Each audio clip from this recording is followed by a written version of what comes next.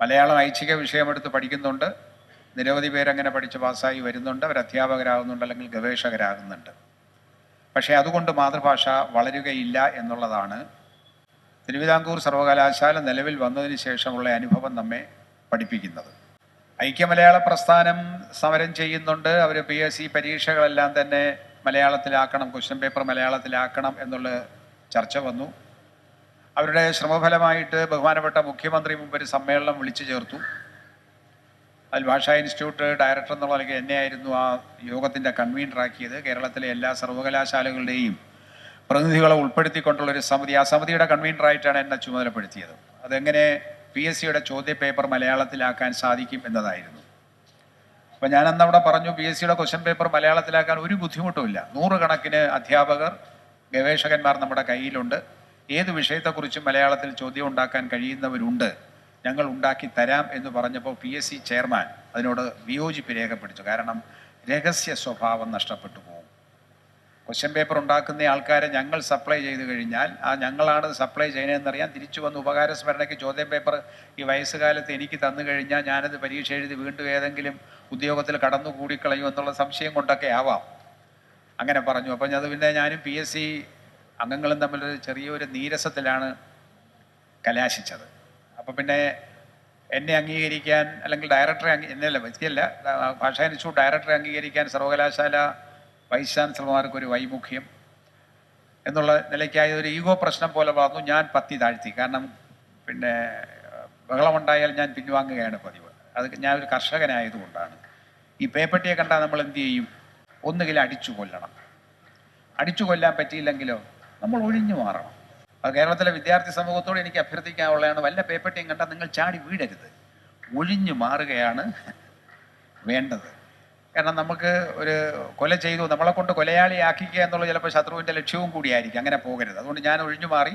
കൊണ്ട് വേറെ കുഴപ്പമൊന്നുമില്ല. PSCക്കാരൊക്കെ പിന്നെ എൻ്റെ സുഹൃത്തുക്കളായി. PSCയുടെ ചരിത്രം ഒരു പുസ്തകമാക്കി എഴുതി കൊടുത്ത് ഞാൻ അവരുടെ കലഹം തീർക്കുകയും ചെയ്തു. അത് അവർ തന്നെ എഴുതി തന്നു. പുസ്തകം പ്രസിദ്ധീകരിച്ചപ്പോൾ PSCയുടെ ചരിത്രം 935 തുടങ്ങുന്ന തിരുവിതാംകൂർ പബ്ലിക് സർവീസ് കമ്മീഷൻ്റെ ചരിത്രം 57 അത് കേരള PSC ആയതുകൊണ്ടുള്ള കാര്യങ്ങളൊക്കെ ഞാൻ പുസ്തക രൂപത്തിലാക്കി. ഞാനല്ല എഴുതി, വേറൊരാളെ കൊണ്ട് എഴുതിപ്പിച്ചു. അവരുടെ സാമ്പത്തിക സഹായം ചെയ്യുന്നു.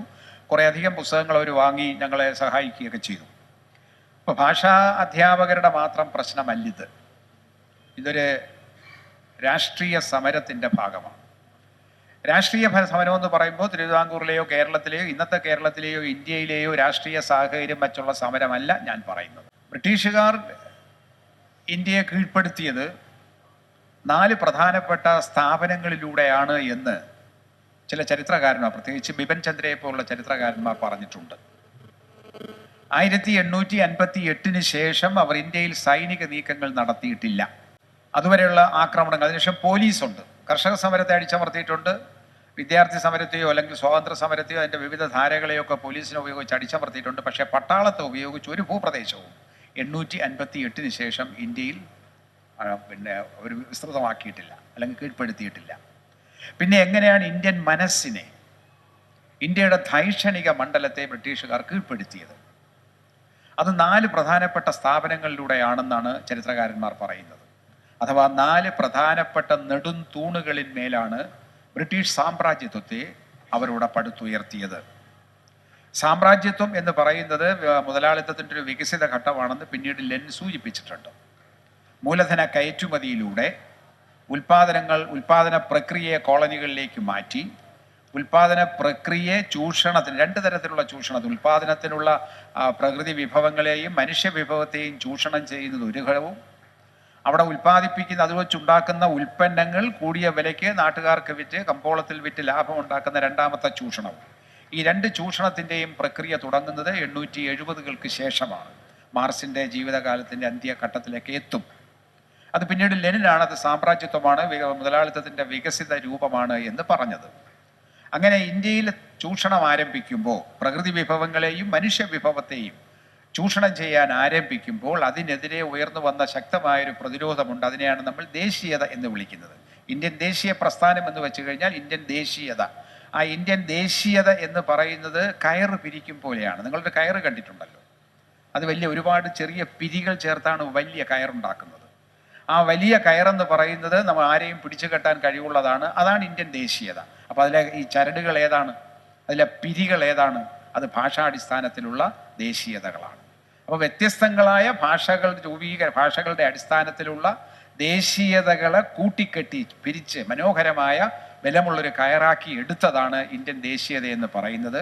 അതിൽ ഓരോ പിരിയും, എത്ര പിരിയുണ്ടോ അത്രയും പിരികൾ, എത്ര നാരുണ്ടോ അത്രയും നാരുകൾ ഇന്ത്യയിലെ ഭാഷകളാണ്, ഭാഷയെ അടിസ്ഥാനമാക്കിയുള്ള അവരുടെ സംസ്കാരമാണ്. ഈ 4 നെടുന്തൂണുകൾ എന്ന് പറയുന്നത്, ഒന്ന്, ജനപ്രതിനിധി സഭകൾ. 1858 ശേഷമാണ് ബ്രിട്ടീഷുകാർ ഇന്ത്യക്കാരെ ബ്രിട്ടീഷ് ഭരണ സംവിധാനത്തിൽ ഉൾപ്പെടുത്താൻ തുടങ്ങിയത്. അതിന് 5-6 കൊല്ലം മുമ്പാണ് ICS എന്ന് പറയുന്ന ഇന്ത്യൻ സിവിൽ സർവീസ് എന്ന് പറയുന്ന ബ്യൂറോക്രസിയുടെ ആരംഭം, അല്ലെങ്കിൽ ഉദ്യോഗസ്ഥ വൃന്ദത്തിൻ്റെ ആരംഭം. ഈ ജനപ്രതിനിധി സഭകളിലൂടെ ഇന്ത്യക്കാർക്കും ബ്രിട്ടീഷ് സാമ്രാജ്യത്വ ഭരണ സംവിധാനത്തിൽ പങ്കാളികളായി ആക്കി എന്നുള്ളൊരു തോന്നൽ ഉണ്ടാക്കിച്ചു. നിരക്ഷരന് പോലും തിരഞ്ഞെടുക്കപ്പെട്ട് നിയമസഭയിലോ പാർലമെന്റിലോ എത്താം. അല്ലെങ്കിൽ 1880-കളിൽ തുടങ്ങിയ ജില്ലാ ബോർഡുകൾ, ഡിസ്ട്രിക്ട് ബോർഡ് എന്ന് പറയും, മലബാർ ഡിസ്ട്രിക്ട് ബോർഡ് നിങ്ങൾ ചിലപ്പോൾ കേട്ടിട്ടുണ്ടാവും. അവിടെയൊക്കെ തിരഞ്ഞെടുക്കപ്പെടുന്നത് മലയാളികളാണ്, അല്ലെങ്കിൽ തമിഴന്മാരാണ്. അവർക്ക് അക്ഷരാഭ്യാസം വേണമെന്നില്ല, നിരക്ഷരർക്ക് പോലും നിയമസഭയിലെത്താം. പക്ഷേ നിയമസഭയ്ക്ക് എത്തിക്കഴിഞ്ഞാൽ അവിടെ നടക്കുന്ന ചട്ടങ്ങൾ, നടപടിക്രമങ്ങളെല്ലാം തന്നെ അത് ബ്രിട്ടീഷുകാർ എഴുതി തയ്യാറാക്കി, അല്ലെങ്കിൽ ഭരണകൂടം എഴുതി തയ്യാറാക്കുന്ന നിയമാവലിക്ക് വിധേയമാണ്. എന്തായിരുന്നാലും നിയമസഭ അല്ലെങ്കിൽ നിയമസഭാ സംവിധാനം, തിരഞ്ഞെടുക്കപ്പെടുന്ന സമിതികൾ ബ്രിട്ടീഷ് ഭരണത്തെ താങ്ങി നിർത്തിയ ഒരു നെടുന്തൂണായിരുന്നു. രണ്ടാമത്തത് ഉദ്യോഗസ്ഥ വൃന്ദം. നമ്മൾ സിവിൽ സർവീസ് എന്ന് ഇന്ന് പറയുന്നതും പണ്ട് സിവിൽ ICS എന്ന് പറഞ്ഞതും പിന്നീട് അത് വ്യത്യസ്തമായ വലിയൊരു മേരു പോലെ ഇങ്ങനെ വളർന്ന് ആഴത്തിൽ വേരുകളോടിയ വലിയൊരു സംവിധാനം.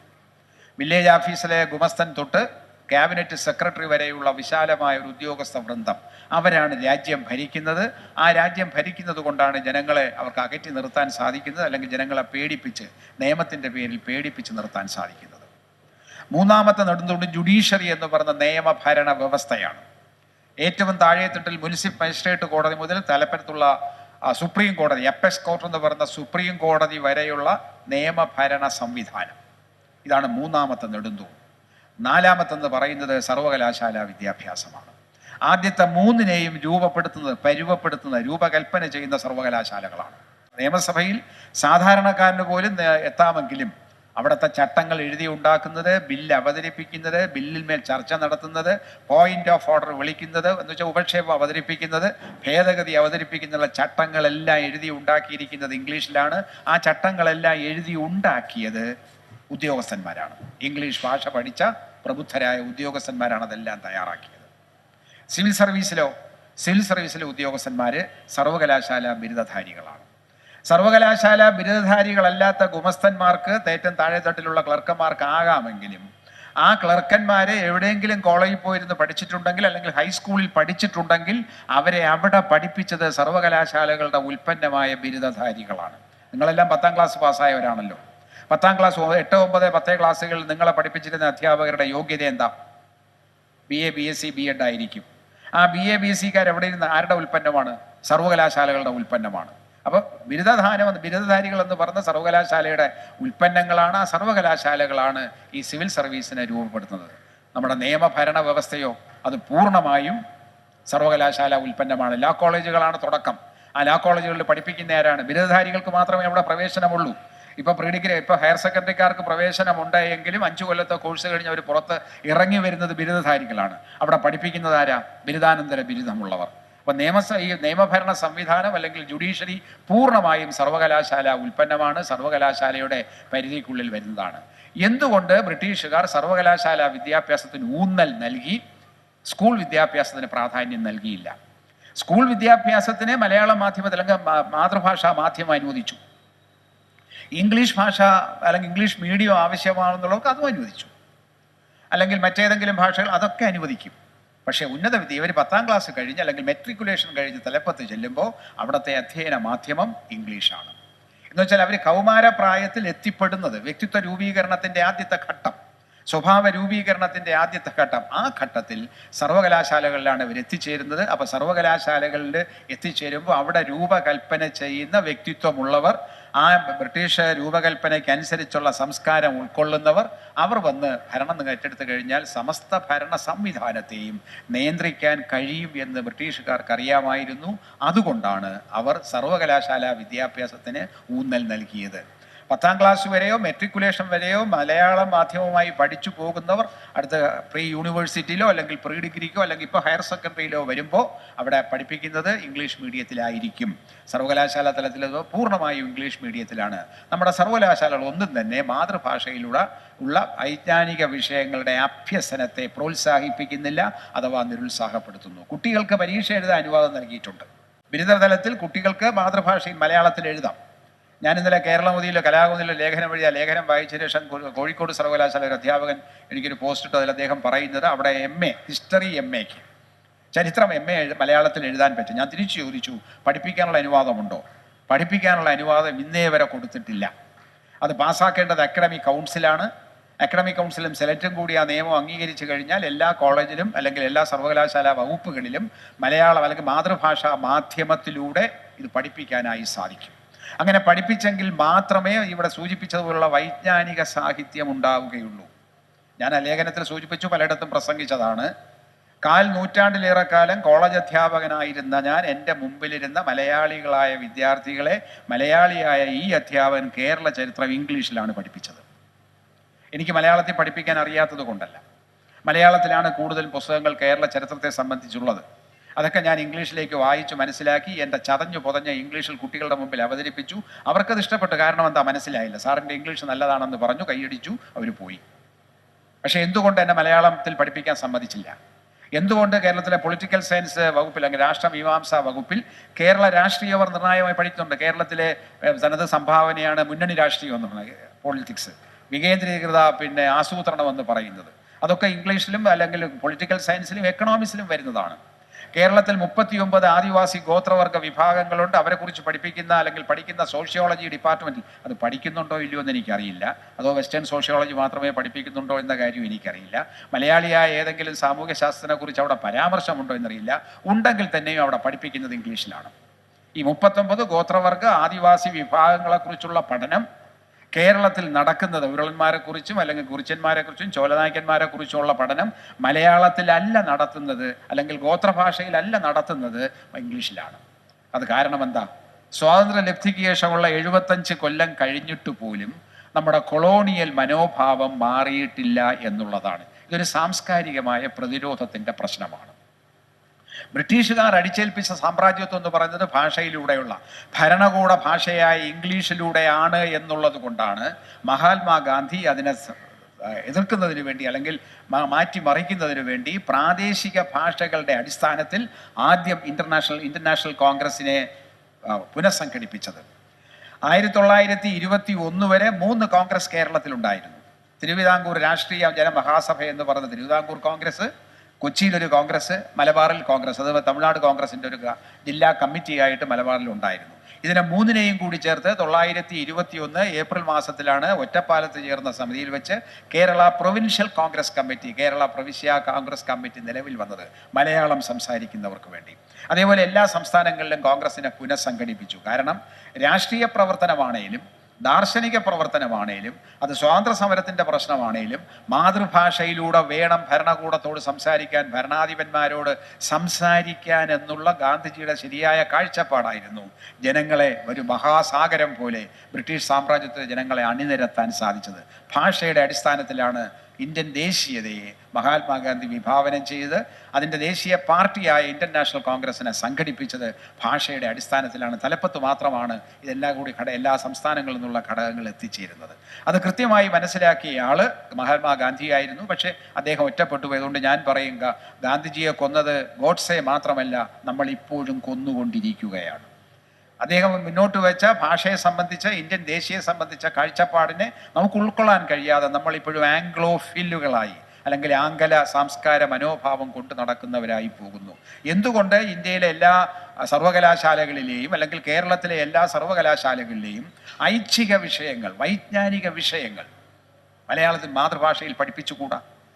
2021 കേന്ദ്ര വിദ്യാഭ്യാസ ഏജൻസിയായ AICTE കേരളത്തിലെ ടെക്നോളജിക്കൽ യൂണിവേഴ്സിറ്റിക്ക് ഒരു കത്തയച്ചു. മലയാളം ഉൾപ്പെടെയുള്ള 12 പ്രാദേശിക ഭാഷകളിലൂടെ എഞ്ചിനീയറിംഗ് വിദ്യാഭ്യാസം, ശാസ്ത്ര സാങ്കേതിക വിദ്യാഭ്യാസം നൽകണം എന്നായിരുന്നു ആ ശുപാർശ നിർദ്ദേശം. നമ്മുടെ മനോഹരമായ ടെക്നോളജിക്കൽ യൂണിവേഴ്സിറ്റി പറഞ്ഞു അപ്രായോഗികം. എന്ന് വെച്ചാൽ സാങ്കേതിക ശാസ്ത്രം മലയാളത്തിൽ പഠിപ്പിക്കാൻ പറ്റൂല. 22 മലയാളം ഉൾപ്പെടെയുള്ള 8 പ്രാദേശിക ഭാഷകളിലൂടെ ആരോഗ്യശാസ്ത്രം പഠിപ്പിക്കണം, മെഡിക്കൽ സയൻസ് പഠിപ്പിക്കണം എന്നുള്ള നിർദ്ദേശം വന്നു. അപ്പോൾ തൃശ്ശൂർ ആസ്ഥാനമാക്കി പ്രവർത്തിക്കുന്ന നമ്മുടെ മെഡിക്കൽ യൂണിവേഴ്സിറ്റി മലയാളം പ്രൊഫസറുടെ തസ്തിക ഉണ്ടാക്കാൻ തീരുമാനിച്ചു. ആരോഗ്യശാസ്ത്രം മലയാളത്തിലൂടെ പഠിപ്പിക്കണമെന്ന് പറഞ്ഞപ്പോൾ ഒരു മലയാളം പ്രൊഫസറെ തസ്തിക ഉണ്ടാക്കി. ഈ സ്വരം പരമായാൽ സമൃദ്ധോകാരം ലോപിക്കോ ഇല്ലയോ എന്ന് ഡോക്ടർ സ്റ്റെതസ്കോപ്പ് വെച്ച് മനുഷ്യൻ്റെ ഈ ഹൃദയസ്പന്ദനം നടക്കുമ്പോൾ മനസ്സിലാക്കാൻ വേണ്ടിയിട്ട്, ഈ ഡോക്ടർ മലയാളം പഠിപ്പിക്കാൻ വേണ്ടിയിട്ട് ആരോഗ്യശാസ്ത്രം മലയാളത്തിൽ പഠിപ്പിക്കണമെന്നുള്ള നിർദ്ദേശത്തെ എത്ര വികലമായിട്ട്, അല്ലെങ്കിൽ ശാസ്ത്ര സാങ്കേതിക വിദ്യാഭ്യാസം മാതൃഭാഷയിലൂടെ ആകണമെന്നുള്ള സിദ്ധാന്തത്തെ എത്ര വികലമായിട്ടാണ് മലയാളികളായ നമ്മുടെ മഹാപണ്ഡിതന്മാർ കണ്ടത് എന്നോർക്കുമ്പോഴാണ് കേരളത്തിൻ്റെ അവസ്ഥ ദുരവസ്ഥയാണ്. മഹാകവി ആ കവിത എഴുതിയിട്ട് ഇപ്പോൾ 100 കൊല്ലം കഴിഞ്ഞ് ആ ദുരവസ്ഥ ഇപ്പോഴും മാറിയിട്ടില്ല എന്ന് നമുക്ക് മനസ്സിലാക്കേണ്ടിയിരിക്കുന്നു. എങ്ങനെയാണ് ഒരു സമൂഹം, വൈജ്ഞാനിക സമൂഹം, കേരള സർക്കാർ ഇപ്പോൾ കേരളത്തെ വൈജ്ഞാനിക സമൂഹമാക്കാൻ വേണ്ടി പ്രഖ്യാപിച്ചിട്ടുണ്ട്. ആ വൈജ്ഞാനിക സമൂഹമാക്കുന്നത് എങ്ങനെയാണ്? ആ കാഴ്ചപ്പാട് നോക്കുമ്പോൾ 957 സർക്കാരിൻ്റെ കാഴ്ചപ്പാട് പറയേണ്ടതായി വരും. സംസ്ഥാന രൂപീകരണത്തിന് ശേഷം നിലവിൽ വന്ന EMSന്റെ നേതൃത്വത്തിലുള്ള കമ്മീഷനാണ് ആദ്യമായിട്ട് ഒരു ഔദ്യോഗിക ഭാഷാ കമ്മീഷനെ നിയോഗിച്ചത്. കോമാട്ടിൽ അച്യുതമേനോൻ കമ്മിറ്റി എന്ന് പറയും. കോമാട്ടിൽ അച്യുതമേനോൻ എന്ന് പറയുന്ന ഒരു കോൺഗ്രസ് നേതാവ്, അദ്ദേഹം അഭിഭാഷകനായിരുന്നു, കൊച്ചി സംസ്ഥാനത്തെ ചീഫ് സെക്രട്ടറി ആയിരുന്നു. അദ്ദേഹം ചെയർമാനായിട്ടും, പിന്നെ K. ദാമോദരൻ മാസ്റ്റർ സൈദ്ധാന്തികൻ, സാമൂഹ്യ ശാസ്ത്രജ്ഞൻ, അദ്ദേഹത്തെ മെമ്പറായിട്ട്, ഡോക്ടർ K. ഭാസ്കരൻ നായർ ഈ കോളേജിലെ സുവോളജി പ്രൊഫസർ, പിന്നീട് ഈ കോളേജിലെ പ്രിൻസിപ്പൽ, പിന്നീട് കോളേജ് വിദ്യാഭ്യാസത്തിൻ്റെ ഡയറക്ടറായിരുന്ന ഡോക്ടർ K. ഭാസ്കരൻ നായർ, ശാസ്ത്ര സാഹിത്യകാരൻ. ഒരുപക്ഷെ മലയാളത്തിലെ ആദ്യകാല ശാസ്ത്ര സാഹിത്യകാരന്മാരിൽ പ്രമുഖനായിരുന്നു ഡോക്ടർ K. ഭാസ്കരൻ നായർ. അദ്ദേഹം അംഗം. PT ഭാസ്കര പണിക്കർ മലബാർ ജില്ലാ ബോർഡിൻ്റെ ചെയർമാനായിട്ട് 52 തെരഞ്ഞെടുപ്പിൽ തിരഞ്ഞെടുക്കപ്പെട്ടയാൾ, സ്വാതന്ത്ര്യ സമര സേനാനിയാണ്, ശാസ്ത്ര സാഹിത്യകാരനാണ്. അതുപോലെ പിന്നെ മാർസിൻ്റെ സമ്പൂർണ്ണ കൃതികൾ മലയാളത്തിലേക്ക് പരിഭാഷപ്പെടുത്താനുള്ള ഒരു എഡിറ്റോറിയൽ സമിതിയുടെ നേതാവൊക്കെ ആയിരുന്നു അദ്ദേഹം. അങ്ങനെയുള്ള 6-7 പേർ ചേരുന്ന ഒരു സമിതിയാണ് കോമാട്ടിൽ അച്യുതമേനോൻ നയിച്ചത്. 1 കൊല്ലത്തിനുള്ളിൽ തന്നെ ആ കമ്മീഷൻ റിപ്പോർട്ട് കൊടുത്തു. പക്ഷേ റിപ്പോർട്ട് കൊടുത്ത് നടപ്പിലാക്കുന്നതിന് മുമ്പ് മന്ത്രിസഭയെ പിരിച്ചുവിട്ടതിനാൽ പിന്നീട് 69-ലാണ് ഔദ്യോഗിക ഭാഷ മലയാളമാക്കിക്കൊണ്ടുള്ള ഉത്തരവ് സർക്കാർ ഇറക്കുന്നത് EMSന്റെ 2ാം മന്ത്രിസഭയുടെ കാലത്തും. പക്ഷേ അപ്പോഴേക്കും ഒരുപാട് കാര്യങ്ങൾ, 10 കൊല്ലത്തിനിടയ്ക്ക് ഒരുപാട് കാര്യങ്ങൾ മറിഞ്ഞുപോയി. ഒരുപാട് കാര്യങ്ങൾ നമ്മൾ ഇംഗ്ലീഷിനോട് ആഭിമുഖ്യം പുലർത്തുകയും ചെയ്തു. പിന്നീടാണ് ശൂരനാട് കുഞ്ഞമ്പിള്ളയുടെ നേതൃത്വത്തിലുള്ള ലിപി പരിഷ്കരണ കമ്മിറ്റിയൊക്കെ വന്നു 1971 അതിൻ്റെ ഉത്തരവൊക്കെ ഇറങ്ങുന്നത്. ഔദ്യോഗിക ഭാഷാ നയത്തിൽ പറയുന്നത് എന്താണ്? അത് ഗാന്ധിജി പറഞ്ഞു വെച്ചതും ഇന്ത്യൻ സ്വാതന്ത്ര്യ സമരകാലത്ത് ആൾക്കാർ മുന്നോട്ട് വച്ചതുമായ പ്രാദേശിക ഭാഷകളിലൂടെ അഥവാ മാതൃഭാഷയിലൂടെയുള്ള വിദ്യാഭ്യാസവും മാതൃഭാഷയിലൂടെയുള്ള ഭരണവും എന്ന സങ്കല്പത്തെ മുന്നോട്ട് കൊണ്ടുപോകുന്നതിന് വേണ്ടിയാണ് ഈ ഔദ്യോഗിക ഭാഷാ കമ്മീഷനെ നിയോഗിച്ചത്. കമ്മീഷൻ റിപ്പോർട്ടിൽ അദ്ദേഹം പറയുന്നുണ്ട്, ശുദ്ധ ശൂന്യതയിൽ നിന്ന് ഒന്നുമേ ജനിക്കുകയില്ല. പ്രയോഗത്തിൽ വരുമ്പോഴാണ് നമുക്ക് ആവശ്യമുണ്ടാകുന്നത്. അങ്ങനെ പ്രയോഗിച്ച് കഴിഞ്ഞാൽ ആവശ്യം വരും. അന്ന് ഏതാണ്ട് 80ഓളം വകുപ്പുകളാണ് ആ ഭരണത്തിൻ്റെ കീഴിൽ ഉണ്ടായിരുന്നത്. ആ 80 വകുപ്പുകളിൽ 20 വകുപ്പുകൾക്ക് ആവശ്യമായ ഗ്ലോസറികൾ, പദാവലികൾ ഉണ്ടാക്കാനുള്ള യജ്ഞവും തുടങ്ങി വെച്ചു. ചില സാമ്പിളുകൾ അവർ തന്നെ ഉൽപ്പാദിപ്പിച്ചു. പ്രത്യേകിച്ച് റവന്യൂ ഭരണത്തിൽ നിലനിൽക്കുന്ന ഒരുപാട് പദങ്ങൾ ഉറുദു ഭാഷയിൽ അല്ലെങ്കിൽ പേർഷ്യൻ ഭാഷയിലുള്ളതാണ്. നമ്മളിപ്പോൾ വില്ലേജ് ആഫീസ് തൊട്ട് മുകളിൽ ജില്ലാ കളക്ടർ വരെയുള്ള അല്ലെങ്കിൽ കളക്ടറേറ്റ് വരെയുള്ള റവന്യൂ ഭരണ സംവിധാനത്തിൽ നമ്മൾ ഉപയോഗിക്കുന്ന പല വാക്കുകളും മുഗൾ ഭരണകാലത്ത് പേർഷ്യൻ ഭാഷയിലൂടെ നടപ്പിലായതാണ്. അത് ബ്രിട്ടീഷ് സർക്കാർ ഏറ്റെടുക്കുകയായിരുന്നു. എവിടുന്നാണ് ഈ സർക്കാർ വന്നത്? എവിടുന്നാണ് ഈ ഹജ്ജൂര് വന്നത്?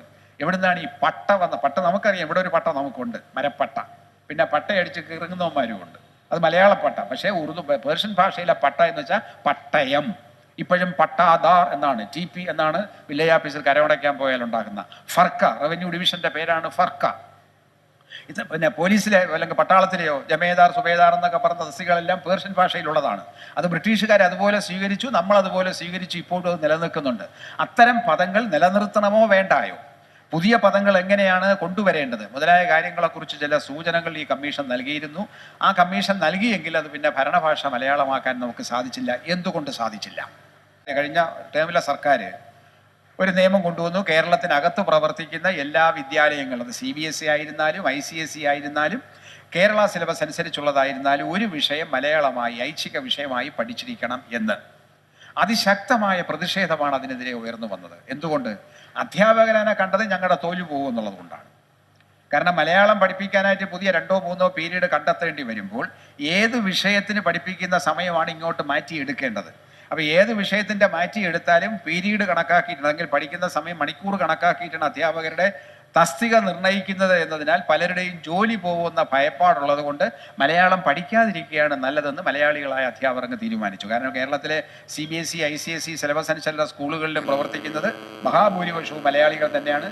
കേന്ദ്രീയ വിദ്യാലയം പട്ടം തൊട്ടുന്നത് തിരുവനന്തപുരത്ത് 3-4 സ്ഥലത്ത് കേന്ദ്രീയ വിദ്യാലയമുണ്ട്. അവിടുത്തെ ഭൂരിപക്ഷം അധ്യാപകരും മലയാളികളാണ്. അവർ തീരുമാനിച്ചു മലയാളം പഠിപ്പിച്ചാൽ ഞങ്ങളുടെ ജോലി പോകും, അതുകൊണ്ട് മലയാളം ഐച്ഛിക വിഷയമായി പഠിപ്പിക്കേണ്ട എന്ന് അവസാനത്തെ തർക്കം വന്നപ്പോൾ നിർബന്ധിതമായി എന്ന വാക്ക് ഒഴിവാക്കാൻ തീരുമാനിച്ചു. മലയാളം പഠിപ്പിക്കാൻ തീരുമാനിച്ചു. ഈ നിർബന്ധപൂർവ്വം എന്ന വാക്ക് ഒഴിവാക്കി കൊടുത്തു. എന്ന് വെച്ചാൽ ഇപ്പോഴും നിർബന്ധമായിട്ടില്ല. നമ്മൾ ഈ തലതിരിച്ച് കതിരിന്മേൽ വളയ്ക്കുന്ന രീതിയാണ് ചെയ്യുന്നത്. എന്തുകൊണ്ട് കതിരിന്മേൽ വളം വയ്ക്കുന്നതെന്ന് പറയാൻ കാരണം, സ്കൂൾ വിദ്യാഭ്യാസത്തിൻ്റെ മാധ്യമം ഇഷ്ടമുള്ളതാകാം, മാതൃഭാഷ ശിശുഭാഷ അതായിരിക്കണം, മാതൃഭാഷ ആയിരിക്കും എന്ന് സിദ്ധാന്തകന്മാരെല്ലാം പറയുന്നുണ്ട്. പക്ഷേ അതുകൊണ്ട് കാര്യമായോ? കേരളത്തിലെ പബ്ലിക് സർവീസ് കമ്മീഷൻ വഴി നിയമനം കിട്ടിയ പ്രൈമറി സ്കൂൾ അധ്യാപകർ, ഞാൻ ജില്ലയുടെ പേരൊന്നും പറഞ്ഞാൽ, ഒരു ജില്ലയിൽ ചെന്നപ്പോൾ അവർ പറഞ്ഞു ഇംഗ്ലീഷ് മീഡിയം സ്കൂളിലാണെങ്കിലേ ഞങ്ങൾ പഠിപ്പിക്കൂ. മോഹൻലാൽ ഒരു സിനിമയിൽ പറഞ്ഞതുപോലെയാണ്, ജോലി തണ്ടി തിരിഞ്ഞ് മഹാവിഷമിച്ച് കിടക്കുകയാണ്, ഒരു ജോലി കിട്ടിയിട്ട് വേണം ലീവ് എടുത്ത് വിശ്രമിക്കാനെന്ന് പറഞ്ഞതുപോലെയാണ്. ജോലി കിട്ടാതെ തെരുവ് തണ്ടി സെക്രട്ടേറിയറ്റ് പഠിക്കൽ റാങ്ക് ഹോൾഡേഴ്സിൻ്റെ സമരം നയിച്ച് ജോലി കിട്ടിയപ്പോൾ പറയാണ് ഞങ്ങൾ ഇംഗ്ലീഷ് മീഡിയത്തിലേ പഠിപ്പിക്കുമെന്ന്. കാരണം എന്താ? അവരെ കുറ്റം പറഞ്ഞിട്ട് കാര്യമില്ല. അവർ കോളേജിൽ പഠിച്ചത് എവിടെയാണ്? ഏത് മാധ്യമത്തിലാണ്? ഇംഗ്ലീഷ് മാധ്യമത്തിലാണ്. പ്രൈമറി ക്ലാസ്സുകളിലെ പാഠ്യപദ്ധതി നിശ്ചയിക്കുന്നത് ആരാണ്? നമ്മൾ വിചാരിക്കും പ്രൈമറി ക്ലാസ്സുകളിലെ പാഠ്യപദ്ധതി നിശ്ചയിക്കുന്നത് പ്രൈമറി ടീച്ചേഴ്സാണെന്ന്. അല്ല, അവർക്കതിലൊരു റോളുമില്ല. പാഠപുസ്തകം എഴുതേണ്ട സമയത്ത് അവരിൽ ചില ആൾക്കാരെ വിളിക്കും സാമ്പിളായിട്ട്. അവർക്ക് മേൽനോട്ടം വഹിക്കാനായിട്ട് ഹയർ സെക്കൻഡറിയിലെ കോളേജിലെ വിദഗ്ധന്മാരെയും വിളിച്ചിരുത്തും.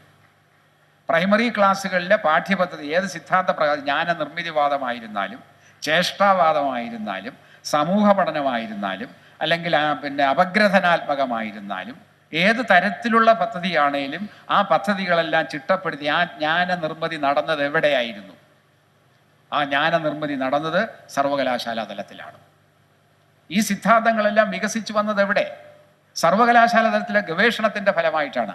ആ ഗവേഷണത്തിനായിട്ട് അവർ പ്രൈമറി അധ്യാപകരെ അല്ലെങ്കിൽ പ്രൈമറി സ്കൂൾ കുട്ടികളെ കണ്ടെത്തിയിട്ടുണ്ടാവാം, ആദിവാസി വിഭാഗത്തെ കണ്ടെത്തിയിട്ടുണ്ടാവാം, ലാറ്റിൻ അമേരിക്കയിലെ ചുവന്ന ഇന്ത്യക്കാരുടെ ചരിത്രം പരിശോധിച്ചിരിക്കാം, അവരുടെ എൻഡേഞ്ചേർഡ് സ്പീഷിയിൽപ്പെട്ട അല്ലെങ്കിൽ വംശനാശ ഭീഷണി നേരിടുന്ന ഭാഷകളെക്കുറിച്ച് പഠിച്ചിരിക്കാം. അങ്ങനെയൊക്കെ പഠിച്ചപ്പോൾ അവർ ചില നിഗമനത്തിലെത്തി അത് അമേരിക്കൻ സർവകലാശാലകളിലോ അല്ലെങ്കിൽ ലാറ്റിൻ അമേരിക്കൻ സർവകലാശാലകളിലോ അല്ലെങ്കിൽ ആഫ്രിക്കൻ കാടുകളിലെയോ അവിടുത്തെ വനാന്തരങ്ങളിലോ ഉള്ള ജീവിത സാഹചര്യം വെച്ച് ചിട്ടപ്പെടുത്തിയ ഒരു സിദ്ധാന്തം ഒരു പരിഷ്കൃത സമൂഹമായ കേരളത്തിൽ കൊണ്ട് എങ്ങനെ നടപ്പിലാക്കണമെന്ന് അറിയാതെ പോയത് കൊണ്ട് പറ്റിയതാണെന്ന് ഞാൻ വിചാരിക്കുകയാണ്.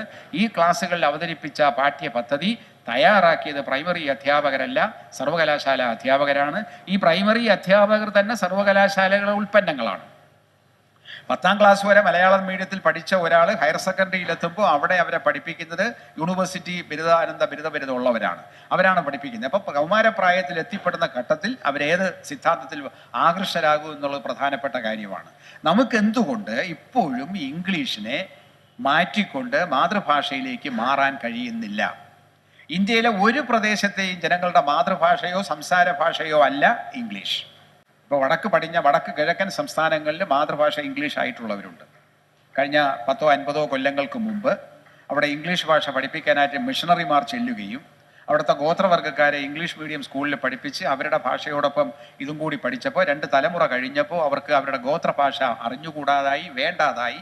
അവർ ഇംഗ്ലീഷിനെ മാതൃഭാഷയായിട്ട് കണക്കാക്കുന്നു. അങ്ങനെ മാതൃഭാഷയായിട്ട് ഇംഗ്ലീഷ് ജനിച്ചപ്പോഴേ മുതൽ അമ്മയുടെ ഭാഷ ഇംഗ്ലീഷ് ആയതുകൊണ്ട് അങ്ങനെ മാതൃഭാഷ പഠിക്കുന്ന ചില ഗോത്രവർഗ്ഗ വിഭാഗങ്ങൾ ഇന്ത്യയുടെ വടക്ക് കിഴക്കൻ സംസ്ഥാനങ്ങൾ, മണിപ്പൂരിൽ അല്ലെങ്കിൽ മിസോറാമിൽ അങ്ങനെയുള്ള സംസ്ഥാനങ്ങളിലുണ്ട്. കേരളത്തിലെ വയനാട് നമ്മളൊരു ആദിവാസി ഗ്രൂപ്പുകൾ ഏറ്റവും കൂടുതലുള്ള വയനാട്ടിലാണ്. അവിടെ നമ്മൾ മലയാളത്തിലാണ് പഠിപ്പിക്കുന്നത്. ഈ ആദിവാസി ഊരുകളിൽ നിന്ന് കുട്ടികളെ ആട്ടി തെളിയിച്ച് പള്ളിക്കൂടത്തിൽ കൊണ്ടിരുത്തി മലയാളം പഠിപ്പിച്ചപ്പോൾ അവരുടെ മാതൃഭാഷയായ അവരുടെ ഗോത്രവർഗ ഭാഷയ്ക്ക് പ്രസക്തി ഇല്ലാതായി 1-2 തലമുറ കഴിയുമ്പോൾ ആ ഗോത്രവർഗ ഭാഷകൾ ഇല്ലാതാവും. അവർ മാതൃഭാഷ മലയാളമാക്കി സ്വീകരിക്കും. അപ്പോൾ ഒരു 10-15 കൊല്ലത്തിനപ്പുറം വരുന്ന ഒരു സെൻസസ് കണക്കെടുപ്പിൽ നിങ്ങളുടെ മാതൃഭാഷ എന്ന് ചോദിച്ചാൽ കുറിച്യന്മാരും ചോലനായ്ക്കന്മാരും ഒക്കെ പറയുന്നത് മലയാളം എന്നായിരിക്കും. ഇപ്പോൾ പറയുന്നത് ചോലനായ്ക്കൻ ഭാഷ എന്നായിരിക്കും, കുറിച്യ ഭാഷ എന്നായിരിക്കും ഇപ്പോൾ എഴുതുക. 10-15 കൊല്ലം കഴിഞ്ഞാൽ അങ്ങനെ വരും. അപ്പോൾ ആ വടക്ക് കിഴക്കൻ സംസ്ഥാനങ്ങളിലെ ചില പ്രദേശങ്ങൾ ഒഴികെ ഇന്ത്യയിലെ ഒരു പ്രദേശത്തും ഇംഗ്ലീഷ് മാതൃഭാഷയോ അല്ലെങ്കിൽ സംസാര ഭാഷയോ അല്ല. എന്നിട്ടും നമ്മൾ എന്തിന് ഭരണഭാഷയും അധ്യയന ഭാഷയും ഇംഗ്ലീഷാക്കി കൊണ്ടു നടക്കുന്നു? അത് ഒരു കൊളോണിയൽ ഹാങ് ഓവർ ആണെന്ന് ഞാൻ പറയും. സർവകലാശാലയുടെ ഘടന നിങ്ങൾ നോക്കുക. ബ്രിട്ടീഷ് പാർലമെന്ററി പ്രാക്ടീസ് വന്നപ്പോഴാണ് ഈ 5 കൊല്ലത്തിലൊരിക്കൽ പാർലമെന്റ് തെരഞ്ഞെടുപ്പ്, അസംബ്ലി തെരഞ്ഞെടുപ്പ് നടക്കുന്നത്. മുഖ്യമന്ത്രിയുടെയും അല്ലെങ്കിൽ പ്രസിഡന്റിന്റെയും പ്രധാനമന്ത്രിയുടെയും കാലാവധി 5 കൊല്ലമാണ്. എന്തുകൊണ്ട് സർവകലാശാല തലപ്പത്തിരിക്കുന്നവരുടെ കാലാവധി 4 കൊല്ലമായി? വൈസ് ചാൻസലർ, രജിസ്ട്രാർ അല്ലെങ്കിൽ pro vice chancellor, senate, syndicate മുതലായ സമിതികളുടെ എല്ലാം കൊല്ലം 4 ആയത് എന്തുകൊണ്ടാണ്? അത് 904 ഇന്ത്യൻ യൂണിവേഴ്സിറ്റീസ് ആക്ട് വന്നപ്പോൾ ബ്രിട്ടീഷുകാർ എഴുതി 4 കൊല്ലം വന്ന്. നമ്മൾ 75 കൊല്ലത്തിന് ശേഷം ഇപ്പോഴും 4 കൊണ്ട് നടക്കുകയാണ്. അത് 3 ആയാലും ഒരു കുഴപ്പമില്ല, 5 ആയാലും ദോഷവും വരാനില്ല. കാരണം ഇവിടെ ഇരിക്കുന്നവർക്ക് ഒരു ദോഷവും ചെയ്യാൻ സാധിക്കില്ല. മലയാളത്തിൽ പഠിപ്പിക്കാൻ അറിയില്ല എന്നുള്ള ഒരു ദോഷമല്ലാതെ നമ്മുടെ സർവകലാശാല അധ്യാപകർക്ക് മറ്റൊരു കുഴപ്പവുമില്ല. ഇവിടെ മലയാളം അല്ലാത്ത മറ്റേതെങ്കിലും വിഷയം പഠിപ്പിക്കുന്ന അധ്യാപകരുണ്ടെങ്കിൽ നിങ്ങൾ ക്ഷമിക്കുക. ഞാൻ പറഞ്ഞല്ലോ, നിങ്ങൾക്ക് മലയാളത്തിൽ പഠിപ്പിക്കണമെന്ന് തീരുമാനിച്ചാൽ പോലും സർവകലാശാല പറയും പഠിപ്പിക്കണ്ട, കുട്ടികൾ പരീക്ഷ എഴുതിക്കോ, നിങ്ങൾ എങ്ങനെ എഴുതി തൊലഞ്ഞു പോയാലും ഞങ്ങൾക്കൊരു കുഴപ്പമില്ല, ഞങ്ങൾ ഇംഗ്ലീഷ് മാറ്റൂല. ഇങ്ങനത്തെ നിഷേധാത്മക നിലപാടാണ് നമ്മൾ സർവകലാശാലകൾ സ്വീകരിക്കുന്നത് എന്നുള്ളത് പ്രധാനപ്പെട്ട കാര്യമാണ്. നമ്മളത് കാണാതിരുന്നുകൂടാ. കേരളത്തിലെ ക്രിസ്തുമതം വ്യാപിച്ചത് എങ്ങനെയാണ്? എംബ്രായ ഭാഷ പഠിച്ചിട്ടാണോ? യേശു സംസാരിച്ചത് എംബ്രായ ഹീബ്രു ഭാഷയിലൂടെയാണെന്നാണ് പറയുന്നത്. അദ്ദേഹത്തിൻ്റെ സിദ്ധാന്തങ്ങൾ ശിഷ്യന്മാർ മനസ്സിലാക്കിയത് എംബ്രായ ഭാഷയിലൂടെയാണ്. പക്ഷേ കേരളത്തിൽ വന്നപ്പോൾ ക്രിസ്തു ദർശനം പ്രചരിപ്പിച്ചത് ഏത് ഭാഷയിലൂടെയാണ്? അത് മലയാളത്തിലൂടെയാണ്. ക്രിസ്ത്യാനികളായവരും അല്ലാത്തവരുമായ മലയാളികൾ ക്രിസ്തു ദർശനം പഠിച്ചത് മലയാളത്തിലൂടെയാണ്. കേരളത്തിലെ കമ്മ്യൂണിസ്റ്റുകാർ മാർക്സിസം പഠിപ്പിച്ചത് എങ്ങനെയാണ്? മാർക്സിൻ്റെ ഭാഷ ജർമ്മനായിരുന്നു, അതുകൊണ്ട് ഇംഗ്ലീഷിലേക്ക് പരിഭാഷപ്പെടുത്തി. പക്ഷേ ഇംഗ്ലീഷ് ഭാഷയിലൂടെയാണോ EMS ഉം കേദാമോദരനും NE ബലറാമും B ഗോവിന്ദപ്പിള്ളയും കേരളീയരെ മലയാളത്തിൽ മറ്റേ മാർക്സിസം പഠിപ്പിച്ചത്? അത് മലയാള ഭാഷയിലൂടെയാണ്. എന്താ കാര്യം? അവർ ആ ദർശനം വായിച്ചു പഠിച്ച് മലയാളത്തിലൂടെ എഴുതി മലയാളത്തെ സമ്പന്നമാക്കി. മാർക്സിസ്റ്റ് സാഹിത്യത്തിൽ മലയാളം സമ്പന്നമാണ്, ക്രൈസ്തവ ദർശന സാഹിത്യത്തിൽ മലയാളം സമ്പന്നമാണ്. എന്നാൽ ഇസ്ലാമിക ദർശനത്തിൻ്റെ കാര്യത്തിൽ മലയാളം അത്ര സമ്പന്നമല്ല എന്ന് ഞാൻ പറയും. അപ്പോൾ ഭാഷ സമ്പന്നമാകണമെങ്കിൽ ആ ഭാഷയിലേക്ക് വിവിധ വിജ്ഞാന മേഖലകളെ നമ്മൾ അടർത്തിക്കൊണ്ടുവരണം. ഒന്നുകിൽ പരിഭാഷയിലൂടെ. എങ്ങനെയാണ് എഴുത്തച്ഛൻ ഭാഷാപിതാവായത്? അധ്യാത്മരാമായണം എന്ന് പറയുന്ന ഒരു മൂലകൃതി സംസ്കൃതത്തിൽ ഉണ്ടായിരുന്നു. അതിനെ ഉപജീവിച്ചുകൊണ്ട് അദ്ദേഹം അധ്യാത്മരാമായണം മലയാളത്തിൽ എഴുതി. അങ്ങനെ അധ്യാത്മരാമായണത്തിലേക്ക്, സംസ്കൃത അധ്യാത്മരാമായണത്തിൽ ഉണ്ടായിരുന്ന സമ്പത്ത് മലയാളത്തിലേക്ക് കൊണ്ടുവന്നു. അങ്ങനെ സാഹിത്യകൃതികളെല്ലാം ഭാഷാ കൗടില്യം. ക്രിസ്തുവിന് മുമ്പ് ജീവിച്ചിരുന്ന അല്ലെങ്കിൽ മൗര്യ സാമ്രാജ്യ കാലത്ത് ജീവിച്ചിരുന്ന ചാണക്യൻ എന്ന് പറയുന്ന, കൗടിൽ നിന്ന് മറ്റൊരു പേരുള്ള വിഷ്ണുഗുപ്തൻ എന്ന് 3ാമതൊരു പേരുണ്ടെന്നൊക്കെ വിശ്വസിക്കുന്ന ഒരു രാഷ്ട്രതന്ത്രജ്ഞൻ എഴുതിയതാണ് കൗടിലീയം എന്ന് പറയുന്ന അർത്ഥശാസ്ത്രം എന്ന കൃതി. ആ അർത്ഥശാസ്ത്രം എന്ന കൃതിയുടെ മലയാള പതിപ്പ് വന്നിട്ടുണ്ട്. അതിൻ്റെ ഒരു കന്നഡ പതിപ്പ് ശ്യാമശാസ്ത്രികൾ കർണാടകത്തിന് കണ്ടെടുത്തിട്ടുണ്ടെന്ന് പറഞ്ഞു. സംസ്കൃതത്തിലുണ്ട്, കന്നഡത്തിലുണ്ട്, മലയാളത്തിലുണ്ട്. അങ്ങനെ മലയാളത്തിലേക്ക് വന്നപ്പോഴോ അത് മലയാള ഭാഷ സമ്പന്നമാകാണ്. അർത്ഥശാസ്ത്രം മലയാളത്തിൽ അവതരിപ്പിച്ചപ്പോൾ ഒരു ഭരണകർത്താവ് എങ്ങനെയാണ് നിൽക്കേണ്ടത്, ഭരണകൂടത്തിൻ്റെ ഘടകങ്ങൾ ഏതൊക്കെയാണ്, സപ്താംഗ സിദ്ധാന്തം കൊണ്ടുവന്നു. രാജാവ് അല്ലെങ്കിൽ സ്വാമി എന്നാ പറയുന്നത്, സ്വാമി അല്ലെങ്കിൽ പിന്നെ കോശം അല്ലെങ്കിൽ അമാത്യൻ, ദണ്ഡം, ദുർഗം, പിന്നെ മിത്രം, ജനപദം തുടങ്ങിയ 7 പ്രധാനപ്പെട്ട ഘടകങ്ങളാണ് രാഷ്ട്രം. നമ്മൾ ഈ പോപ്പുലേഷൻ, ടെറിട്ടറി, പോപ്പുലേഷൻ, സോവർണിറ്റി എന്നിപ്പോൾ പൊളിറ്റിക്കൽ സയൻസിൻ്റെ ആൾക്കാർ പഠിപ്പിക്കുന്നത് പോലെ അന്ന് ഇവർ പഠിപ്പിച്ചിരുന്നത് അങ്ങനെയാണ്. ഒരു ഭരണാധികാരി എങ്ങനെയായിരിക്കണം? അർത്ഥശാസ്ത്രം വായിച്ചിട്ട് നമ്മളെ ഭരണകർത്താക്കൾ മനസ്സിലാക്കേണ്ടത് ആത്മനിയന്ത്രണമുള്ളവരാവണം. എടുത്തു ചാടിപ്പോവരുത്, വികാര വിക്ഷുബ്ധരാവരുത്. കാമം, ക്രോധം, ലോഭം, മാനം, മതം, പിന്നെ ഹർഷം, ഈ 6 കാര്യങ്ങളെ ശത്രുവായിട്ട് കണക്കാക്കണമെന്നാണ് ഭരണകർത്താവ്. അമിതമായ ആവേശം ഒന്നിനോടും പാടില്ല, ആർത്തി പാടില്ല, ദേഷ്യം പാടില്ല, പിന്നെ ലോഭം, പ്രലോഭനങ്ങൾക്ക് വഴങ്ങാൻ പാടില്ല, മാനം, ദുരഭിമാനം പാടില്ല, പിന്നെന്താ, മത്സരം, മതമൂക്കത, ഉന്മത്തനാവാൻ പാടില്ല, ഹർഷം, അമിതമായ സന്തോഷവും പാടില്ല. ഈ 6 ശത്രുക്കളാണെന്ന് നമ്മുടെ ഇന്ത്യൻ ഭരണാധികാരികളും കേരളത്തിലെ ഭരണാധികാരികളും ഓർക്കുന്നത് നല്ലതായിരിക്കും. ഞാൻ ഏതെങ്കിലും പ്രത്യേക വ്യക്തിയെ ഉദ്ദേശിച്ച് പറഞ്ഞാണ്, നാളെ ആരെങ്കിലും ഉണ്ടെങ്കിൽ സൂചിപ്പിച്ചിട്ട് എനിക്കെതിരെ കുരിശെടുക്കാൻ വരണ്ട. ഏത് ഭരണകർത്ത, അത് പ്രിൻസിപ്പലായിരുന്നാലും ക്ലാസ് മുറി നിൽക്കുന്ന അധ്യാപകന് ഇത് ബാധകമാണ്. സംശയം ചോദിക്കുന്ന വിദ്യാർത്ഥിയോട് അവിടെ എന്ന് അടിച്ചിരുത്തുന്ന ഏർപ്പാടുണ്ടെങ്കിൽ, അല്ലെങ്കിൽ യവൻ ചോദ്യം ചോദിച്ചുകൊണ്ടിരിക്കും നന്നാവില്ല എന്ന് വിധി കൽപ്പിക്കുന്നവരാണ് എങ്കിൽ, അമിതോന്മാദം എടുക്കുന്നവരാണെങ്കിൽ, അത് അമിത ഹർഷം എടുക്കുന്നവരാണെങ്കിൽ അത് ഭരണകർത്താവാകാൻ യോഗ്യനല്ല എന്ന് അർത്ഥശാസ്ത്രത്തിൽ പറയുന്നതിൻ്റെ മലയാള പതിപ്പ് 12ാം നൂറ്റാണ്ടിൽ തന്നെ മലയാളത്തിൽ ഉണ്ടായി എന്ന് പറയുമ്പോൾ മലയാള ഭാഷ സമ്പന്നമാണ്. പക്ഷേ സർവകലാശാല തലത്തിൽ പഠിപ്പിക്കുന്ന വിഷയങ്ങൾ മലയാളത്തിലൂടെ ആയെങ്കിൽ മാത്രമേ നമ്മുടെ സമൂഹം വൈജ്ഞാനിക സമൂഹമാവുകയുള്ളൂ. അങ്ങനെ വൈജ്ഞാനിക സമൂഹമാവുമ്പോഴാണ് നമ്മളതിനെ വൈജ്ഞാനിക സമ്പത്ത് എന്ന് പറഞ്ഞത്. ജ്ഞാന സമൂഹം, ജ്ഞാന സമ്പത്താവുന്നത്. ആ ജ്ഞാന സമ്പത്ത് വിനിമയം ചെയ്തു വേണം നമുക്ക് മറ്റ് രാജ്യങ്ങളിൽ നിന്ന് സമ്പത്ത് ഉൽപ്പാദിപ്പിക്കാൻ. നമ്മളിപ്പോൾ കൊളോണിയൽ വിദ്യാഭ്യാസം നേടിയവർക്ക് തൊഴിൽ അന്വേഷിച്ച് കൊടുക്കുന്ന സമ്പ്രദായത്തിലാണ് ഇപ്പോൾ ഏർപ്പെട്ടിരിക്കുന്നത്. നമ്മൾ വിദേശത്തേക്ക് നമ്മുടെ മസ്തിഷ്കത്തെ കയറ്റുമതി ചെയ്യുകയാണ്. മനുഷ്യ വിഭവശേഷി എന്ന് പറയും. വിദേശത്തേക്ക് കയറ്റുമതി ചെയ്യുന്നുണ്ട്. കയറ്റുമതി ചെയ്തോട്ടെ, അവിടെ നിന്നുള്ള കയറ്റുമതി അല്ലെങ്കിൽ ഇറക്കുമതി ഇങ്ങോട്ടും വന്നോട്ടെ. പക്ഷേ നമ്മുടെ ഭാഷയെ എന്തുകൊണ്ട് നമ്മൾ അവഗണിക്കണം? വെള്ളിമൂങ്ങയും ഇരുതലമൂലിയും മലയാളിയുടെ മാത്രം കുത്തകയാണ്. വെള്ളിമൂങ്ങ അറിയാമല്ലോ, ഒരു പ്രത്യേക ജീവിയാണ്. ഇരുതലമൂലി നമ്മളെല്ലാം അതാണ്. ഇരുതലമൂലി, ആ ഇരുതലമൂലിയും വെള്ളിമൂങ്ങയും മലയാളികളുടെ മാത്രം സമ്പത്താണ്. അതിനെക്കുറിച്ച് സുവോളജിക്കാർ ഗവേഷണം നടത്തും. ഏത് ഭാഷയിൽ? ഇംഗ്ലീഷ് ഭാഷയിൽ. അപ്പോൾ അതുകൊണ്ട് ഏത് ഭാഷയാണ് ജ്ഞാനസമ്പന്നമാവുക? ഇംഗ്ലീഷ് ഭാഷയാണ് സമ്പന്നമാകുന്നത്. ആ ഇംഗ്ലീഷ് ഭാഷ സമ്പന്നമാക്കാനാണോ നമ്മുടെ സർവകലാശാലകൾ പണം മുടക്കേണ്ടത്? മലയാള ഭാഷ സമ്പന്നമാക്കാനല്ലേ? നമ്മുടെ സർവകലാശാലകൾക്കൊന്നും തന്നെ ആ ഒരു ബോധമുണ്ടായിട്ടില്ല. കാരണം അവരിപ്പോഴും കൊളോണിയൽ ഹാങ് ഓവറിലാണ്. ആ കൊളോണിയൽ ഹാങ് ഓവറിൽ നിന്ന് സർവകലാശാല മുക്തമാക്കാനുള്ള യജ്ഞത്തിൻ്റെ പേരാണ് ഈ ഭാഷാ വിമോചന സമരം എന്ന് പറയുന്നത്. അത് മലയാളം ഡിപ്പാർട്ട്മെൻറ്റ് മാത്രം, അല്ലെങ്കിൽ മലയാളം ഐച്ഛിക വിഷയം എടുത്ത് പഠിക്കുന്നവരുടെ മാത്രം പ്രശ്നമല്ല. അത് മലയാളികളുടെ മൊത്തം പ്രശ്നമാണ്. അത് കേരള സമൂഹത്തിൻ്റെ മൊത്തം പ്രശ്നമാണ്. അങ്ങനെ ഒരു മൊത്തം പ്രശ്നമായി വരുമ്പോഴാണ് ഗാന്ധി വിഭാവനം ചെയ്തതുപോലെ 100 പിരികൾ അല്ലെങ്കിൽ പല പല പിരികളുള്ള 100,000 പിരികളുള്ള ഒരു വലിയ കടം, ഒരു കയറിനെ, ഒരു വടം എന്ന് പറയുന്ന ഒരു കയറിനെ നമുക്ക് ഉണ്ടാക്കാൻ പറ്റൂ. അതുകൊണ്ടേ വരിഞ്ഞു കെട്ടാൻ പറ്റുകയുള്ളൂ. 1947 ഓഗസ്റ്റ് മാസം 14-ാം തീയതി അർദ്ധരാത്രി 11:30 മണിക്ക് ഇന്ത്യൻ പാർലമെന്റിനെ അഭിസംബോധന ചെയ്തുകൊണ്ട് ജവഹർലാൽ നെഹ്റു നടത്തിയൊരു പ്രസംഗമുണ്ട്. ആ പ്രസംഗത്തിലാണ് അദ്ദേഹം യൂണിറ്റി ഇൻ ഡൈവേഴ്സിറ്റി എന്നുള്ള പദം, ഹാർമണി ഇൻ വെറൈറ്റി, നാനാത്വത്തിൽ ഏകത്വം എന്ന പദപ്രയോഗം നടത്തുന്നത് അവിടെയാണ് അതിൻ്റെ വിശ്വപ്രസിദ്ധമായ ട്രൈസ്റ്റ് വിത്ത് ഡെസ്റ്റിനി എന്ന പ്രസംഗം വരുന്നത്. യുഗങ്ങൾക്ക് മുമ്പേ നമ്മൾ വിധിയുമായി ഒരു കൂടിക്കാഴ്ചയ്ക്ക് മുഹൂർത്തം നിശ്ചയിച്ചിരുന്നു. ആ മുഹൂർത്തം ഇതാ സമാഗതമായിരിക്കുന്നു. ചരിത്രത്തിൽ ഒരിക്കൽ മാത്രം സംഭവിക്കുന്ന അത്യപൂർവമായ ഒരു സന്ദർഭം. ലോകം മുഴുവൻ ഉറങ്ങുമ്പോൾ ഒരു ജനത സ്വാതന്ത്ര്യത്തിലേക്കും ജീവിതത്തിലേക്കും ഇതാ ഉണർന്നെണീക്കുകയാണ്.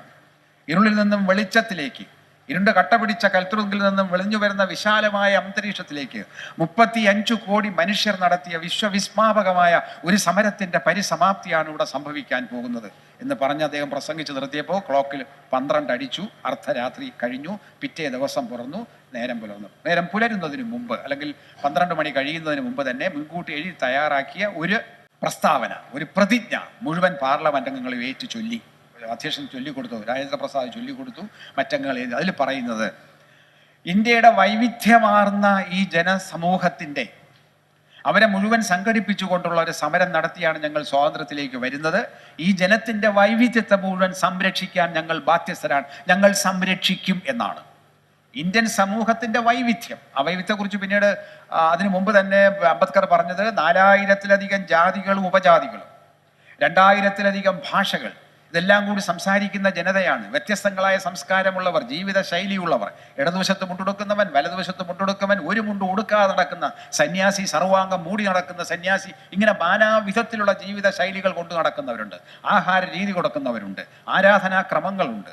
ഇന്ത്യൻ ചിന്താപദ്ധതി എന്ന് പറയുന്ന ഷഡ്ദർശനങ്ങളും ആസ്തിക നാസ്തിക ദർശനങ്ങളുണ്ട്. ശ്രീനാരായണ ഗുരു പറയുന്ന പോലെ ഇന്ത്യയിൽ മതമല്ല ഉള്ളത്, ദർശനങ്ങളാണ്. അത് ബുദ്ധ ദർശനമായിരുന്നാലും ജൈന ദർശനമായിരുന്നാലും ആസ്തിക ദർശനമായിരുന്നാലും നാസ്തിക ദർശനമായിരുന്നാലും ഒക്കെ ചിന്താപദ്ധതികളാണ്. മതം എന്നൊന്നില്ല എന്ന് അദ്ദേഹം CV കുഞ്ഞിരാമനുമായിട്ടുള്ളൊരു സംവാദത്തിൽ പറയുന്നുണ്ട്. ആ ദർശനങ്ങളുള്ള നാടാണ്. അവരൊക്കെ ഇവിടെ സുഖമായി ജീവിച്ചു പോകുന്ന നാടാണ്.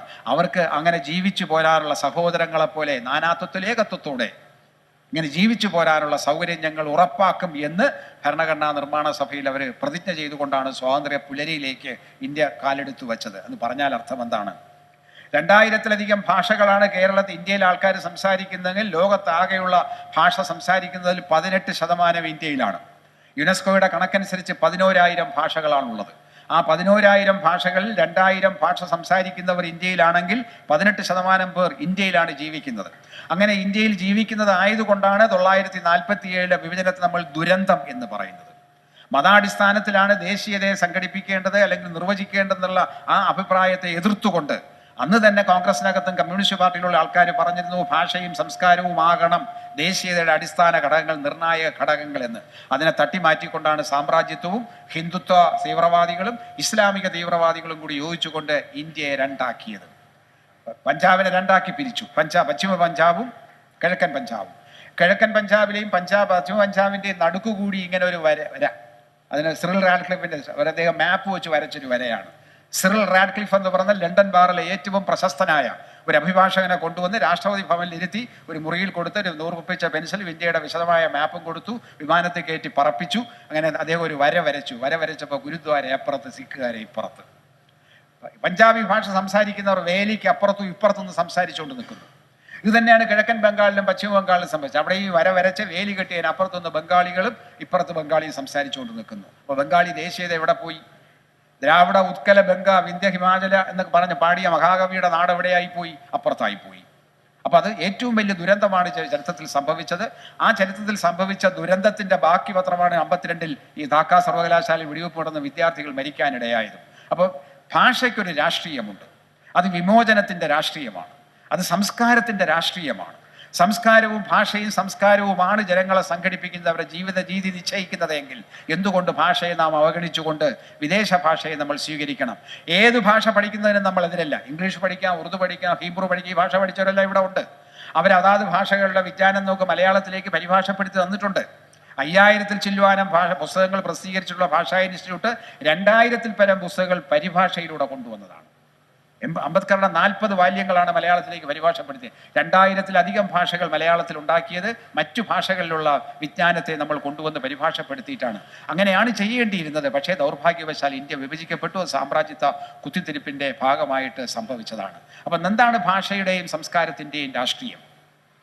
ആഹാരം, വസ്ത്രം, പാർപ്പിടം, ആരോഗ്യം, വിദ്യാഭ്യാസം, വിശ്വാസം, വിചാരം, സഞ്ചാരം, ഭാഷ, സാഹിത്യം, കല, കായികം, ഇങ്ങനെ പലതായിട്ട് നമുക്ക് സംസ്കാരത്തെ ഓരോന്നോരോന്നായിട്ട് ഇങ്ങനെ എടുത്തു വെച്ച് പേർത്തെടുത്ത് വയ്ക്കാൻ സാധിക്കുമെങ്കിൽ ഇതെല്ലാം കൂടി ചേരുന്നതാണ് സംസ്കാരം. ഈ എല്ലാറ്റിനെയും യോജിപ്പിക്കുന്ന ഘടകമാണ് ഭാഷ. ഭാഷയിൽ വിജ്ഞാനം ഉൽപ്പാദിപ്പിക്കുമ്പോഴാണ് സംസ്കാരം അല്ലെങ്കിൽ സാഹിത്യം ഉണ്ടാകുന്നത്. അല്ലെങ്കിൽ അത് വെറും മറ്റു ജീവികളെ പോലെ സഞ്ചരിക്കുന്നത് പോലെയുള്ള കമ്മ്യൂണിക്കേറ്റീവ് ആശയവിനിമയത്തിനുള്ള വെറും ഉപകരണമായി തീർന്നു പോകും. അങ്ങനെ ആശയവിനിമയത്തിനുള്ള ഉപകരണമല്ല, ഭാഷയിൽ ഉൽപ്പാദിപ്പിക്കുന്ന വിജ്ഞാനം ചേരുമ്പോഴാണ് ഭാഷയിൽ സാഹിത്യം ഉണ്ടാകുന്നത്. എങ്ങനെയാണ് നമ്മൾ വിജ്ഞാനം ഉൽപ്പാദിപ്പിക്കുന്നത്? ആരെന്ത് വിജ്ഞാനം ഉൽപ്പാദിപ്പിച്ചാലും ഒരു ഭാഷയിലൂടെ മാത്രമേ വികിരണം ചെയ്യാൻ സാധിക്കുകയുള്ളൂ. മാർക്സ് ജർമ്മൻ ഭാഷയിലാണ് ഒരു വിജ്ഞാനം ഉൽപ്പാദിപ്പിച്ചത്. അത് ഇംഗ്ലീഷ് ഭാഷയിലൂടെ മലയാളി കിട്ടി, ഇപ്പം മലയാളികൾക്ക് കിട്ടുന്നു. അല്ലെങ്കിൽ ഹീബ്രു ഭാഷയിലാണ് യേശു ഉൽപ്പാദിപ്പിച്ചത്. ചൈനീസ് ഭാഷയിലാണ് അവിടുത്തെ പണ്ഡിതന്മാർ ഉൽപ്പാദിച്ചത്. ചൈനീസ് ഭാഷയിൽ ഉൽപ്പാദിപ്പിച്ച വിജ്ഞാനമാണല്ലോ യൂറോപ്യന്മാർ മോഷ്ടിച്ചെടുത്ത് ലോകത്തെ കീഴടക്കാൻ ഉപയോഗിച്ചത്. മാരിനേഴ്സ് കോമ്പസ് എന്ന് പറയുന്ന വടക്ക് നോക്കി യന്ത്രവും വെടിയുപ്പും ചീന ഭരണിയും ചീന വലയും ഒക്കെ നമുക്ക് കിട്ടിയത് എങ്ങനെയാണ്? അച്ചടിയും കടലാസും വന്നത് എവിടെ നിന്നാണ്? അത് ചൈനീസ് ഭാഷയിൽ ഉണ്ടായതാണ്. ചൈനീസ് ഭാഷയിൽ ഉണ്ടായ ആ വിജ്ഞാനത്തെ ലോകം കൈയടക്കി, പ്രത്യേകിച്ച് യൂറോപ്യന്മാർ കൈയടക്കി അവർ നമുക്കായിട്ട് ഇപ്പോൾ തന്നിരിക്കുന്നു. ഇപ്പോൾ ലോകത്തെ ഏറ്റവും വെല്ലുവിളി നേരിടുന്ന സമ്പദ്ഘടന ചൈനയുടേതാണ്. എന്താ? ചൈനീസ് ഭാഷയിലേ അവർ ഉൽപ്പാദിപ്പിക്കുകയുള്ളൂ. ജാപ്പനീസുകാരും മിടുക്കന്മാരാണ്. കാരണം ലോകത്തിൻ്റെ ഏത് ഭാഗത്ത് ഏത് ഭാഷയിൽ വിജ്ഞാനമുണ്ടായാലും അടുത്ത ദിവസം തന്നെ അവർ ജാപ്പനീസ് ഭാഷയിലേക്ക് മാറ്റിയെടുക്കും. അങ്ങനെ ജാപ്പനീസ് ഭാഷ സമ്പന്നമായിക്കൊണ്ടിരിക്കുകയാണ്. ചൈനീസ് ഭാഷ സമ്പന്നമായിക്കൊണ്ടിരിക്കുകയാണ്. ഈ സിദ്ധാന്തം മനസ്സിലാവാത്ത മലയാളികൾക്ക് മാത്രം ഇത് ഒന്നും മനസ്സിലാകുന്നില്ല. നമ്മളിപ്പോഴും പൊട്ടന്മാരെ പോലെ അല്ലെങ്കിൽ അച്ഛനെ കളിക്കുന്ന ലാവത്തിറങ്ങ കോഴിയെ പോലെ ഇങ്ങനെ കറങ്ങി നടക്കുകയാണ്. അപ്പോൾ ഭാഷയ്ക്കൊരു രാഷ്ട്രീയമുണ്ട്. ആ രാഷ്ട്രീയം കൃത്യമായി മനസ്സിലാക്കണമെന്നുണ്ടെങ്കിൽ സർവകലാശാല തലപ്പത്തിരിക്കുന്നവർക്ക് ആ വിദ്യാഭ്യാസം ഉണ്ടാകണം. കേരളത്തിലെ എല്ലാ സർവകലാശാലകളിലും പഠിപ്പിക്കുന്ന ഐച്ഛിക വിഷയങ്ങൾ മാതൃഭാഷയിലൂടെ വികിരണം ചെയ്യാനുള്ള പുസ്തകങ്ങൾ ഉണ്ടാക്കണം.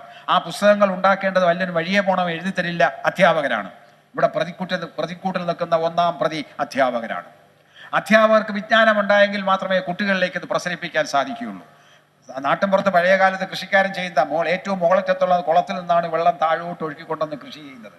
താഴെ നിന്ന് വെള്ളം മുകളിലേക്ക് കൊണ്ടുപോകാന്നുള്ള യന്ത്രം വന്നതിന് ശേഷം മനസ്സിലാക്കിയത്. അപ്പം മുകളിൽ നിന്ന് താഴോട്ടാണ് ഈ വിജ്ഞാനം ഒഴുകി വരുന്നത്. അധ്യാപകന്റെ മനോഭാവം വിദ്യാർത്ഥിക്ക് പകരും. അധ്യാപകന് മലയാളത്തിൽ പഠിപ്പിക്കാൻ അറിയാമെങ്കിൽ മലയാളത്തിലൂടെ ഏത് വിഷയവും പഠിപ്പിക്കാം. ഇവിടെ നേരത്തെ സൂചിപ്പിച്ചതുപോലെ സാങ്കേതിക ശാസ്ത്രവും ആരോഗ്യശാസ്ത്രവും മലയാളത്തിൽ പഠിപ്പിക്കാൻ സാധിക്കും. ഒരു കാര്യം കൂടെ പറഞ്ഞ് ഞാൻ അവസാനിപ്പിക്കുകയാണ്.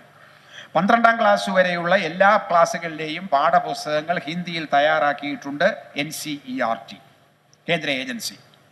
അടുത്ത 1-2-24 തെരഞ്ഞെടുപ്പ് കഴിഞ്ഞ് പിന്നെ വീണ്ടും ഈ സഖ്യം തന്നെയാണ് അധികാരത്തിൽ വരുന്നത് എങ്കിൽ അവർ പറയും NCERT പാഠപുസ്തകങ്ങൾ മാത്രം CBSE സ്കൂളുകളിൽ പഠിപ്പിച്ചാൽ മതി എന്ന് വെച്ചാൽ ഹിന്ദിയിലുള്ള പാഠപുസ്തകങ്ങൾ.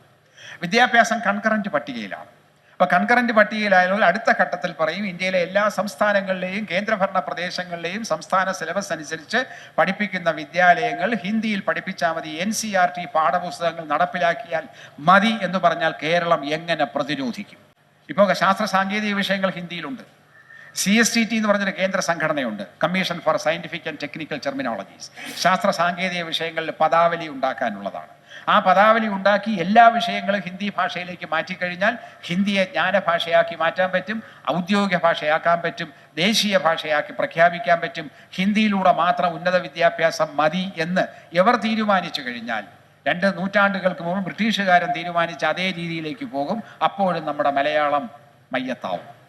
അങ്ങനെ മലയാളം മയ്യത്താവാതിരിക്കാനാണെങ്കിൽ നമുക്ക് രാഷ്ട്രീയമായ വിവേകമുണ്ടാകണം. തെരഞ്ഞെടുപ്പ് രാഷ്ട്രീയത്തിൻ്റെ, കക്ഷി രാഷ്ട്രീയത്തിൻ്റെ വിവേകത്തെക്കുറിച്ചല്ല ഞാൻ പറഞ്ഞ, ഭാഷയുടെയും സംസ്കാരത്തിൻ്റെയും രാഷ്ട്രീയം തിരിച്ചറിയാനുള്ള വിവേകമുണ്ടാകണം. അതാണ് വിദ്യാർത്ഥികൾക്കുണ്ടാവേണ്ടത്. വിദ്യാർത്ഥികൾക്കുണ്ടാവുമ്പോൾ അധ്യാപകനുണ്ടാവും, അല്ലെങ്കിൽ അധ്യാപകനുണ്ടാവുമ്പോൾ വിദ്യാർത്ഥികൾക്കുണ്ടാവും. ഒരു നാണയത്തിൻ്റെ 2 വശമാണ് അധ്യാപകനും വിദ്യാർത്ഥികളും. വിദ്യാർത്ഥികൾക്ക് മാത്രമായിട്ട് വിദ്യാർത്ഥിക്കുന്നത് എവിടെ നിന്നാണ്? അധ്യാപകരിൽ നിന്നാണ്. അധ്യാപകരുടെ നിലനിൽപ്പ് എവിടെ നിന്നാണ്?